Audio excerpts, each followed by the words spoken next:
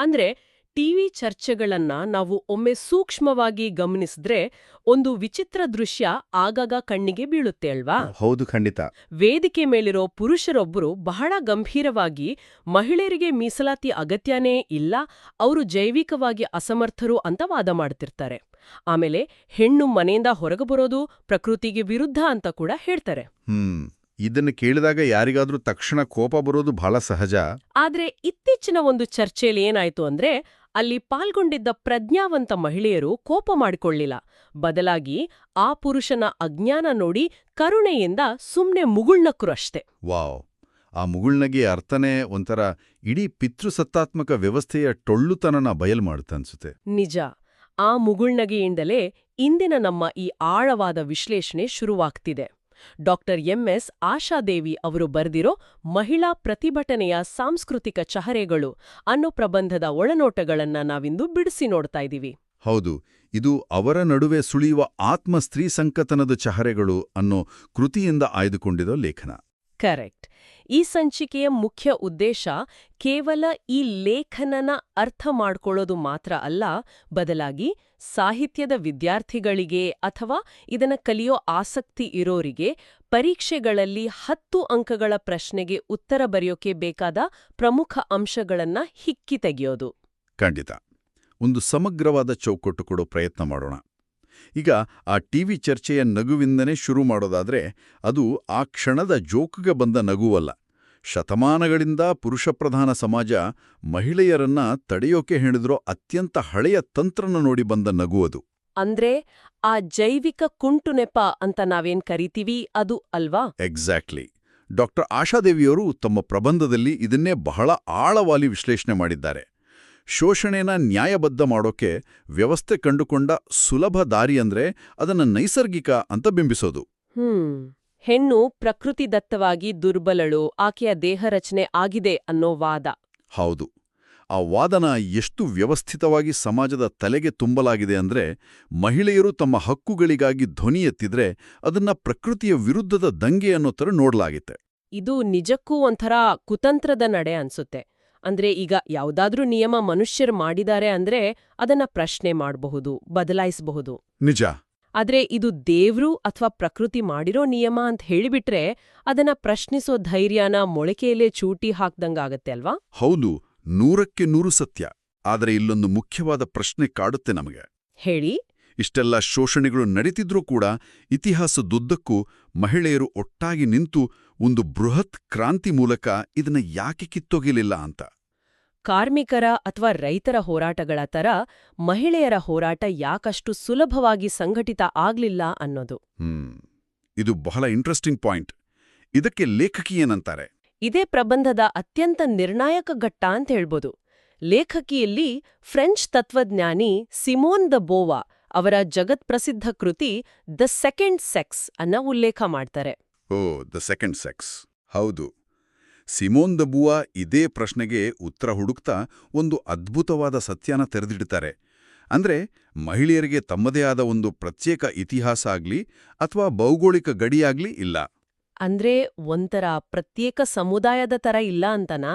ಹೌದು.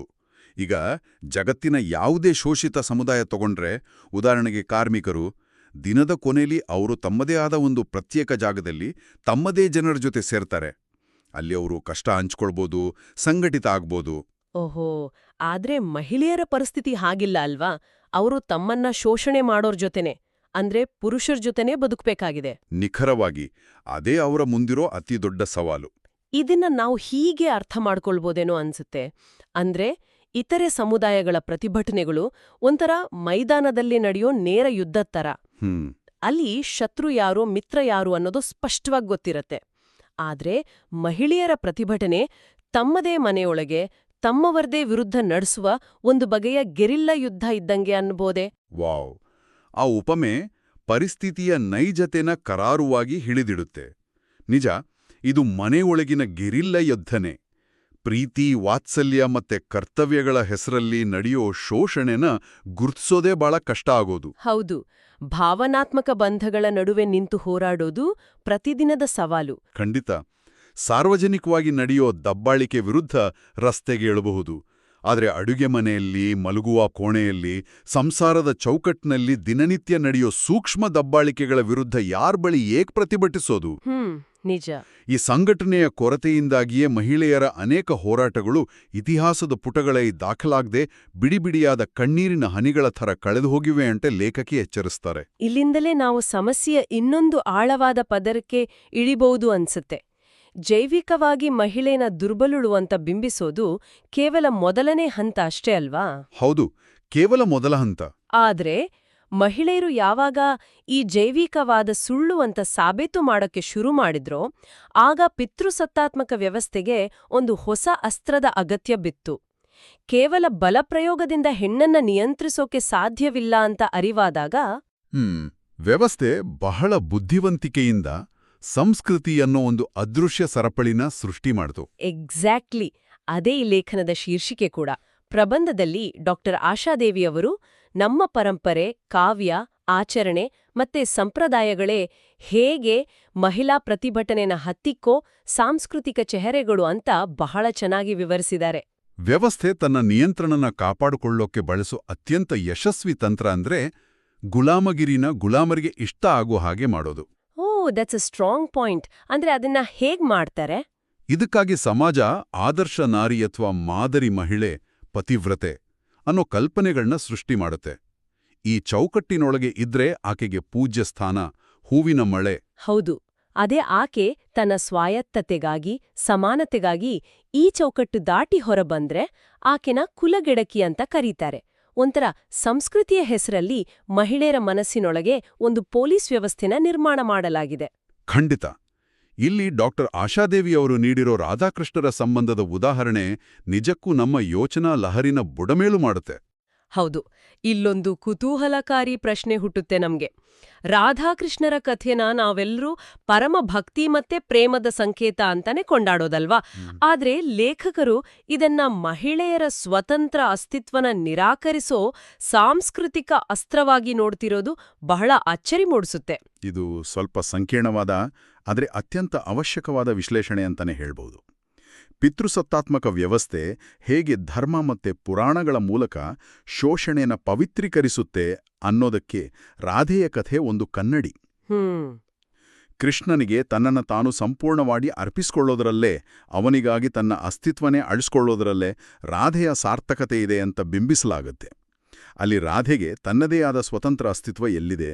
ಅಂದ್ರೆ ಭಕ್ತಿಯ ಹೆಸರಲ್ಲಿ ರಾಧೆಯ ಶೃಂಗಾರ ಮತ್ತೆ ಬದುಕನ್ನ ಸಮಾಜ ಕೇವಲ ಸಮರ್ಪಣಾ ಭಾವವಾಗಿ ನೋಡುತ್ತೆ ಹೊರತು ಅಲ್ಲಿ ಸಮಾನತೆಯಾಗ್ಲಿ ಸ್ವಾಯತ್ಯತೆಯಾಗ್ಲಿ ಇಲ್ಲ ಅಂತ. ಹೌದು, ಪ್ರೇಮದಲ್ಲಿ ಸಮಾನ ಪಾಲುದಾರಿಕೆ ಇರಬೇಕು. ಆದರೆ ಇಲ್ಲಿ ಕೇವಲ ಶರಣಾಗತಿನ ಆದರ್ಶೀಕರಿಸಲಾಗಿದೆ. ಅಂದ್ರೆ ಸಮಾಜ ಒಬ್ಬ ಮಹಿಳೆನ ತ್ಯಾಗಮಯಿ ಅಂತ ಕೊಂಡಾಡ್ತಿದೆ ಅಂದ್ರೆ ಅಸಲಿಗೆ ಅದು ಅವಳ ಹಕ್ಕುಗಳನ್ನ ಕಸಿಯುತ್ತಿದೆ ಎಂದೇ ಅರ್ಥ ಅಲ್ವಾ? ತ್ಯಾಗನ ಆದರ್ಶೀಕರಿಸೋ ಮೂಲಕ ಅವಳು ತನಗಾಲಿ ಏನನ್ನೂ ಕೇಳಬಾರ್ದು, ಏನನ್ನೂ ನಿರೀಕ್ಷಿಸಬಾರ್ದು ಅನ್ನೋ ನಿಯಮನ ಅವಳ ಮೇಲೆ ಹೇರಲಾಗತ್ತೆ. ನಿಖರವಾದ ವಿಶ್ಲೇಷಣೆ. ಇದೇ ತಾನೇ ಆಧುನಿಕ ಕುಟುಂಬಗಳಲ್ಲೂ ನಡೀತಿರೋದು. ಹೌದು. ಮನೇಲಿ ಎಲ್ಲರಿಗೂ ಉಣಬಡಿಸಿ ತಾನು ಕೊನೇಲೂಟ ಮಾಡೋ ಕುಟುಂಬಕ್ಕಾಗಿ ತನ್ನ ಕನಸುಗಳನ್ನೇ ಬಲಿಕೊಡೋ ತಾಯಿನ ನಾವು ದೇವತೆ ಅಂತ ವೈಭವೀಕರಿಸ್ತೀವಿ. ಆದ್ರೆ ಆ ದೇವತೆಯ ಪಟ್ಟದ ಹಿಂದೆ ಅವಳನ್ನ ಮನುಷ್ಯಳಾಗಿ ಬದುಕೋಕೆ ಬಿಡದ ಕ್ರೂರ್ಯ ಅಡಗಿದೆ ಅನ್ನೋದನ್ನ ನಾವು ಮರ್ತುಬಿಡ್ತೀವಿ. ನಿಜ. ಶೋಷಣೆಗೆ ಧರ್ಮದ, ಸಂಸ್ಕೃತಿಯ ಅಥವಾ ದೈವತ್ವದ ಲೇಪನ ಹಚ್ಚಿಬಿಟ್ರೆ ಯಾರೂ ಅದನ್ನ ಪ್ರಶ್ನಿಸೋದಿಲ್ಲ. ಈ ಸಾಂಸ್ಕೃತಿಕ ಚೆಹರೆಗಳು ಕೇವಲ ಪ್ರಾಚೀನ ಪುರಾಣಗಳಿಗೆ ಮಾತ್ರ ಸೀಮಿತ ಆಗಿಲ್ಲ. ಇತಿಹಾಸದುದ್ದಕ್ಕೂ ಇವು ರೂಪಾಂತರ ಆಗ್ತಾನೆ ಬಂದಿವೆ. ಅಂದ್ರೆ ಕೇವಲ ಪುರಾಣದ ಕಥೆಗಳಲ್ಲ, ಈಗ್ಲೂ ಅದು ಬೇರೆ ರೂಪದಲ್ಲಿ ನಡೀತಿದೆ ಅಂತನಾ? ಖಂಡಿತ.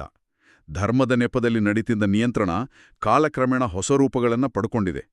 ಹಾಗಾಗಿಯೇ ಲೇಖಕಿ ಪ್ರಾಚೀನ ಪುರಾಣಗಳಿಂದ ಆಧುನಿಕ ಮಾರುಕಟ್ಟೆಯ ಕಡೆಗೆ, ಅಂದ್ರೆ ಜಾಗತೀಕರಣದತ್ತ ತಮ್ಮ ಗಮನ ಹರಿಸ್ತಾರೆ. ಅಂದು ಧರ್ಮದ ಹೆಸರಲ್ಲಿ ಶೋಷಣೆ ಆದ್ರೆ ಇಂದು ಜಾಗತೀಕರಣದ ಹೆಸರಲ್ಲಿ ಮಹಿಳೆಯ ಶೋಷಣೆ ಹೇಗೆ ನಡೀತಿದೆ ಅನ್ನೋದು. ಹೌದು. ಜಾಹೀರಾತುಗಳಲ್ಲಿ ಮತ್ತೆ ಸೌಂದರ್ಯ ಸ್ಪರ್ಧೆಗಳಲ್ಲಿ ಮಹಿಳೆನ ಬಳಸಿಕೊಳ್ಳೋ ವಿಧಾನನ ಲೇಖಕಿ ಕಟುವಾಗಿ ಟೀಕೆ ಮಾಡಿದ್ದಾರೆ. ಸೌಂದರ್ಯ ಸ್ಪರ್ಧೆಗಳನ್ನ ಅವರು ಮಹಿಳೆನ ಹರಾಜಿಗಿಡೋ ನಿರ್ಲಜ್ಜ ವ್ಯಾಪಾರ ಅಂತ ಕರೆದಿದ್ದಾರೆ. ವಾವ್, ನಿರ್ಲಜ್ಜ ವ್ಯಾಪಾರ. ಆಮೇಲೆ ಜಾಗತೀಕರಣದ ರೋಗವಾಹಕಗಳು ಅಂತ ಕೂಡ ಜರೆದಿದ್ದಾರೆ. ಆ ಪದಗಳ ತೀವ್ರತೆ ಕೇಳಿದ್ರೇನೆ ಗೊತ್ತಾಗುತ್ತೆ. ಅಂದ್ರೆ ಹಿಂದಿನ ಕಾಲದಲ್ಲಿ ಮಹಿಳೆಯನ್ನ ಪುರಾಣದ ಪೀಠದ ಮೇಲೆ ಕೂರಿಸಿ ಪೂಜಿಸೋ ನೆಪದಲ್ಲಿ ನಿಯಂತ್ರಣ ಮಾಡಿದ್ರೆ, ಇಂದಿನ ಆಧುನಿಕ ಯುಗದಲ್ಲಿ ಕಾರ್ಪೊರೇಟ್ ಮಾರುಕಟ್ಟೆಯ ಡಿಸ್ಪ್ಲೇ ವಿಂಡೋದಲ್ಲಿ ಬೊಂಬೆ ತರ ಇಟ್ಟು ಮಾರಾಟದ ಸರಕನ್ನಾಗಿ ಮಾಡ್ಲಾಗ್ತಿದೆ. ಹೌದು, ಆ ಡಿಸ್ಪ್ಲೇ ವಿಂಡೋದ ಉಪಮೆ ಇಲ್ಲಿಗೆ ಕರೆಕ್ಟಾಗಿ ಮ್ಯಾಚ್ ಆಗತ್ತೆ. ಶೋಷಣೆಯ ರೂಪ ಬದಲಾಗಿದೆಯೇ ಹೊರತು ಶೋಷಣೆ ನಿಂತಿಲ್ಲ ಎನ್ನಬಹುದಲ್ವಾ? ಖಂಡಿತ. ಆ ಆಕ್ರೋಶದ ಹಿಂದೆ ಆಧುನಿಕ ಮಾರುಕಟ್ಟೆಯ ಒಂದು ಭೀಕರವಾದ ಕಾರ್ಯತಂತ್ರ ಅಡಗಿದೆ.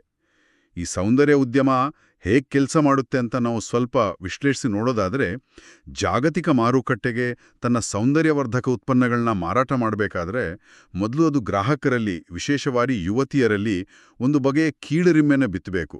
ಅಂದ್ರೆ ಆ ಇನ್ಸೆಕ್ಯೂರಿಟಿನ ಕ್ರಿಯೇಟ್ ಮಾಡೋದು. ಹೌದು. ಅವರ ಸಹಜ ಸೌಂದರ್ಯ, ಅವರ ಮೈಬಣ್ಣ, ಅವರ ದೇಹದ ಆಕಾರ ಎಲ್ಲವೂ ತಪ್ಪು ಅನ್ನೋ ಅಸಮಾನತೆಯ ಮಾನದಂಡಗಳನ್ನ ಸೃಷ್ಟಿ ಮಾಡಲಾಗತ್ತೆ. ಓಹೋ. ಈ ಸೌಂದರ್ಯ ಸ್ಪರ್ಧೆಗಳು ಮತ್ತೆ ಜಾಹೀರಾತುಗಳು ಆ ಕೃತಕ ಮಾನದಂಡಗಳನ್ನೇ ಆದರ್ಶ ಅಂತ ಮೆರೀತವೆ. ಅಂದ್ರೆ ಮೊದಲು ಹೆಣ್ಣು ಮಕ್ಕಳಲ್ಲಿ ನಾನು ಸುಂದರವಾಗಿಲ್ಲ ಅನ್ನೋ ಅಭದ್ರತೆನ ಸೃಷ್ಟಿ ಮಾಡೋದು, ಆಮೇಲೆ ಆ ಅಭದ್ರತೆಗೆ ಮದ್ದಾಗಿ ತಮ್ಮ ಪ್ರಾಡಕ್ಟ್ಗಳನ್ನ ಮಾರೋದು. ಇದು ಕೇವಲ ವ್ಯಾಪಾರ ಅಲ್ಲ, ಇದೊಂದು ಮಾನಸಿಕ ಶೋಷಣೆ. ನಿಜ. ಜಾಹೀರಾತುಗಳಲ್ಲಿ ಒಂದು ಸಣ್ಣ ಬಿಸ್ಕೆಟ್ ಅಥವಾ ಕಾರನ್ನ ಮಾರಾಟ ಮಾಡೋಕ್ಕೂ ಮಹಿಳೆಯ ದೇಹನ ಬಳಸ್ಕೊಳ್ಳಲಾಗತ್ತೆ. ಇಲ್ಲಿ ಆಕೆಯ ಬುದ್ಧಿವಂತಿಕೆಗೆ, ಆಕೆಯ ವ್ಯಕ್ತಿತ್ವಕ್ಕೆ ಯಾವುದೇ ಬೆಲೆ ಇಲ್ಲ. ಕೇವಲ ಆಕರ್ಷಣೆಯ ಕೇಂದ್ರ ಅಷ್ಟೇ. ಸರ್ಕಾರಿ ಕಲ್ಪನೆಗಳನ್ನು ಬಿತ್ತುತ್ತಿದೆ. ಇದನ್ನು ವಿರೋಧಿಸುವ ಅಗತ್ಯತೆಯನ್ನ ಪ್ರಬಂಧದ ಆಶಯದಂತೆ ನಾವು ಒತ್ತಿ ಹೇಳಬೇಕು. ಹಣ ಗಳಿಸೋ ಸ್ವಾತಂತ್ರ್ಯ ಸಿಕ್ಕಿದ್ರೂ ಕೂಡ ಆ ಹಣನ ಮತ್ತೆ ಮಾರುಕಟ್ಟೆ ನಿಗದಿ ಮಾಡಿರೋ ಸೌಂದರ್ಯದ ಮಾನದಂಡಗಳನ್ನ ತಲುಪೋ ಹಾಗೆ ಮಾಡಲಾಗುತ್ತೆ. ಇದನ್ನೇ ಲೇಖಕಿ ಸಮಾಜದ ಆರೋಗ್ಯದ ದೃಷ್ಟಿಯಿಂದ ನಿವಾರಿಸಿಕೊಳ್ಳಬೇಕಾದ ರೋಗ ಅಂತ ಕರೆದಿರೋದು. ಕರೆಕ್ಟ್. ಈ ಕೃತಕ ಸೌಂದರ್ಯದ ಬೆನ್ನೇರಿ ಹೋಗೋ ಪ್ರಕ್ರಿಯೆಯಲ್ಲಿ ಮಹಿಳೆ ತನ್ನ ಅಸ್ಮಿತೆನ ಕಳ್ಕೊಳ್ತಿದ್ದಾಳೆ ಅನ್ನೋದು ಇಲ್ಲಿನ ಮುಖ್ಯವಾದ. ಇಷ್ಟೆಲ್ಲ ಆಳವಾದ ಸಂಕೀರ್ಣವಾದ ವಿಚಾರಗಳನ್ನ ಚರ್ಚೆ ಮಾಡಿದ್ವಿ ಅಲ್ವಾ? ಈಗ ಇದನ್ನೆಲ್ಲ ಒಂದು ಚೌಕಟ್ಟಿಗೆ ತರೋ ಪ್ರಯತ್ನ ಮಾಡೋಣ. ಅಂದ್ರೆ ಪರೀಕ್ಷೆಯ ದೃಷ್ಟಿಯಿಂದ ಕಲಿಯೋರಿಗೆ 10 ಅಂಕಗಳ ಪ್ರಶ್ನೆಗೆ ಉತ್ತರದ ಚೌಕಟ್ಟನ್ನ ಹೇಗೆ ಒದಗಿಸೋದು ಅಂತ. ಖಂಡಿತ. ಇದು ಬಹಳ ಮುಖ್ಯವಾದ ಹೆಜ್ಜೆ. ಯಾಕಂದ್ರೆ ಇಷ್ಟೆಲ್ಲ ವಿಚಾರಗಳನ್ನ ಬಿಡಿಬಿಡಿಯಾಗಿ ಅರ್ಥ ಮಾಡ್ಕೊಳ್ಳೋದಕ್ಕಿಂತ ಅವುಗಳನ್ನ ಒಂದು ತಾರ್ಕಿಕ ಸರಪಳಿಯಲ್ಲಿ ಜೋಡಿಸಿದಾಗ ಮಾತ್ರ ಅದರ ನೈಜ ಮೌಲ್ಯ ನಮಗೆ ಅರ್ಥ ಆಗೋದು. ಹೌದು. ಹಾಗಾದ್ರೆ ಒಂದು 10 ಅಂಕದ ಪ್ರಶ್ನೆಗೆ ಉತ್ತರ ಬರಿಬೇಕಾದ್ರೆ ಯಾವ ರೀತಿ ಹಂತಗಳು ಇರ್ಬೇಕು ಅಂತ ವಿವರಿಸ್ತೀರಾ? ಸರಿ. ಮೊದಲನೇ ಹಂತವಾಗಿ ಪ್ರಸ್ತಾವನೆ ಇರಬೇಕು. ಅಲ್ಲಿ ಲೇಖಕಿ ಡಾಕ್ಟರ್ MS ಆಶಾದೇವಿಯವರ ಪರಿಚಯ ಕೊಡಬೇಕು. ಅವರು 1963ರಲ್ಲಿ ಜನಿಸ್ತಾರೆ. ಆಮೇಲೆ ಪ್ರಸಿದ್ಧ ವಿಮರ್ಶಕಿ ಅಂತ. ಹೌದು. ಜೊತೆಗೆ ಸಿಮೋನ್ ದ ಬ್ವಾ ಅವರ ದಿ ಸೆಕೆಂಡ್ ಸೆಕ್ಸ್ ಕೃತಿನ ದ್ವಿತೀಯ ಲಿಂಗ ಅಂತ ಕನ್ನಡಕ್ಕೆ ಅನುವಾದ ಮಾಡಿದವರು ಅನ್ನೋದು ಬಹಳ ಮುಖ್ಯವಾದ ಪಾಯಿಂಟ್. ಆಮೇಲೆ ಕೇಂದ್ರ ಸಾಹಿತ್ಯ ಅಕಾಡೆಮಿ ಪ್ರಶಸ್ತಿ ವಿಜೇತರು ಅಂತಾನೂ ಸೇರಿಸಬೇಕು. ಓಕೆ. ಆಮೇಲೆ ಎರಡನೇ ಹಂತದಲ್ಲಿ ವಿಷಯದ ವ್ಯಾಖ್ಯಾನ ಇರಬೇಕು ಅಲ್ವಾ? ಸಾಂಸ್ಕೃತಿಕ ಚಹರೆಗಳು ಅಂದ್ರೆ ಏನು ಅಂತ ವಿವರಿಸೋದು. ಎಕ್ಸಾಕ್ಟ್ಲಿ. ನಮ್ಮ ಪರಂಪರೆ, ಕಾವ್ಯ, ಆಚರಣೆಗಳು ಹೇಗೆ ಮಹಿಳಾ ವಿರೋಧಿಯಾಗಿವೆ ಅನ್ನೋದನ್ನ ಅಲ್ಲಿ ಸ್ಪಷ್ಟವಾಗಿ ವಿವರಿಸಬೇಕು. ಇನ್ನು ಮೂರನೇ ಹಂತದಲ್ಲಿ ಪ್ರಮುಖ ವಾದಗಳನ್ನ ಬರೀಬೇಕು. ನಾವು ಈ ಹಿಂದೆ ಚರ್ಚೆ ಮಾಡಿದ್ವಲ್ಲ, ಅದೇ ಕ್ರಮದಲ್ಲಿ. ಹೌದು. 3 ಮುಖ್ಯವಾದಗಳು. ಮೊದಲನೇದು ಟಿವಿ ಚರ್ಚೆಯ ಉದಾಹರಣೆ ಮೂಲಕ ಆ ಜೈವಿಕ ಅಸಮಾನತೆಯ ಮಿಥ್ಯನ ಖಂಡಿಸೋದು. ಸರಿ. ಎರಡನೇದು ರಾಧಾಕೃಷ್ಣಲ ಉದಾಹರಣೆಯ ಮೂಲಕ ಸಾಂಸ್ಕೃತಿಕ ಶೋಷಣೆ ಹೇಗೆ ನಡೀತಿದೆ ಅಂತ ವಿವರಿಸೋದು. ಆಮೇಲೆ ಮೂರನೇ ವಾದ ಸೌಂದರ್ಯ ಸರ್ಧಗೆಗಳು ಮತ್ತೆ ಜಾಹೀರಾತುಗಳ ಮೂಲಕ ಆಗ್ತೆಯೋ ಆಧುನಿಕ ಶೋಷಣೆ, ಆ ಜಾಗತೀಕರಣದ ರೋಗವಾಹಕಗಳು ಅನ್ನೋ ಪಾಯಿಂಟ್. ಕರೆಕ್ಟ್. ಈ 3 ವಾದಗಳನ್ನ ಬೇರೆ ಬೇರೆ ಕಾಲಘಟ್ಟಗಳಲ್ಲಿ ವ್ಯವಸ್ಥೆ ಬಳಸಿದ ಅಸ್ತ್ರಗಳು ಅಂತ ಸ್ಪಷ್ಟಪಡಿಸಬೇಕು. ಇನ್ನು ಕೊನೆಯದಾಗಿ ಉಪಸಂಹಾರ. ಮಹಿಳಾ ಪ್ರತಿಭಟನೆ ಅನ್ನೋದು ಕೇವಲ ಸೈದ್ಧಾಂತಿಕ ಅಲ್ಲ, ಅದು ಮನೆಯೊಳಗಿನ ಮತ್ತು ಹೊರಗಿನ ಎಲ್ಲಾ ದಮನಕಾರಿ ವ್ಯವಸ್ಥೆಗಳ ವಿರುದ್ಧದ ನಿರಂತರ ಹೋರಾಟ ಅಂತ ಬರ್ದು ಮುಕ್ತಾಯ ಮಾಡಬೇಕು. ಹೌದು. ಈ ರೀತಿಯ ಒಂದು ಪಾಯಿಂಟ್ ಬೈ ಪಾಯಿಂಟ್ ಉತ್ತರ ಬರೆದರೆ ಪರೀಕ್ಷಕರಿಗೆ ವಿದ್ಯಾರ್ಥಿಯ ವಿಷಯ ಗ್ರಹಿಕೆ ಎಷ್ಟು ಆಳವಾಗಿದೆ ಅಂತ ಸ್ಪಷ್ಟವಾಗಿ ತಿಳಿಯುತ್ತೆ. ಕೇವಲ ಮಾಹಿತಿ ಕೊಡೋದಕ್ಕಿಂತ ಆ ಮಾಹಿತಿಯ ಹಿಂದಿನ ಕಾರ್ಯಕಾರಣ ಸಂಬಂಧನ ವಿವರಿಸಿದಾಗ ಉತ್ತರ ಪರಿಪೂರ್ಣ ಆಗುತ್ತೆ. ಖಂಡಿತ. ಒಟ್ಟಾರೆಯಾಗಿ ಈ ಪ್ರಬಂಧ ನಮಗೇನನ್ನ ಅರ್ಥ ಮಾಡ್ಕೊಳ್ಳೋಕೆ ಸಹಾಯ ಮಾಡುತ್ತೆ ಅಂದ್ರೆ, ಮಹಿಳೆಯರ ಮೇಲಿನ ದಬ್ಬಾಳಿಕೆ ಕೇವಲ ಕಣ್ಣಿಗೆ ಕಾಣುವಂಥದ್ದಲ್ಲ, ಅದು ನಮಗೆ ಅರಿವಿಲ್ಲದಂತೆ ನಮ್ಮ ಸಂಸ್ಕೃತಿ ಮತ್ತೆ ಮಾರುಕಟ್ಟೆ ಒಳಗೆ ಹಾಸು ಹೊಕ್ಕಾಗಿದೆ ಅಂತ. ಪರೀಕ್ಷೆಯ ದೃಷ್ಟಿಯಿಂದಲೂ ಇದು ಅತ್ಯಂತ ಮೌಲ್ಯಯುತ ಮಾಹಿತಿ. ಈ ಪ್ರಬಂಧ ನಮ್ಮ ಕಣ್ಣು ತೆರೆಸುತ್ತೆ. ದಬ್ಬಾಳಿಕೆ ಯಾವಾಗ್ಲೂ ಸರಪಳಿಯ ರೂಪದಲ್ಲೇ ಇರ್ಬೇಕಿಲ್ಲ. ಕೆಲವೊಮ್ಮೆ ಅದು ಸೌಂದರ್ಯದ ಕಿರೀಟದ ರೂಪದಲ್ಲೂ ಅಥವಾ ಆದರ್ಶದ ಪಟ್ಟದ ರೂಪದಲ್ಲೂ ಇರಬಹುದು.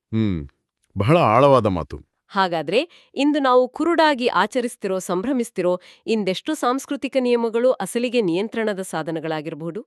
ಸ್ವಲ್ಪ ಯೋಚನೆ ಮಾಡಿ ನೋಡಿ. ಮುಂದಿನ ಬಾರಿ ಯಾವ್ದಾದ್ರೂ ಸಾಂಸ್ಕೃತಿಕ ಆಚರಣೆಯಲ್ಲಿ ಭಾಗವಹಿಸುವಾಗ ಆ ದೃಶ್ಯದ ಹಿಂದಿನ ನೈಜ ಉದ್ದೇಶ ಏನು ಅನ್ನೋ ಪ್ರಶ್ನೆ ಒಮ್ಮೆ ಮನಸ್ಸಿನಲ್ಲಿ ಹಾದು ಹೋಗ್ಲಿ. ಅಲ್ಲಿವರೆಗೆ ಈ ವಿಚಾರಗಳ ಬಗ್ಗೆ ಮಂಥನ ನಡೀತಾನೆ ಇರಲಿ.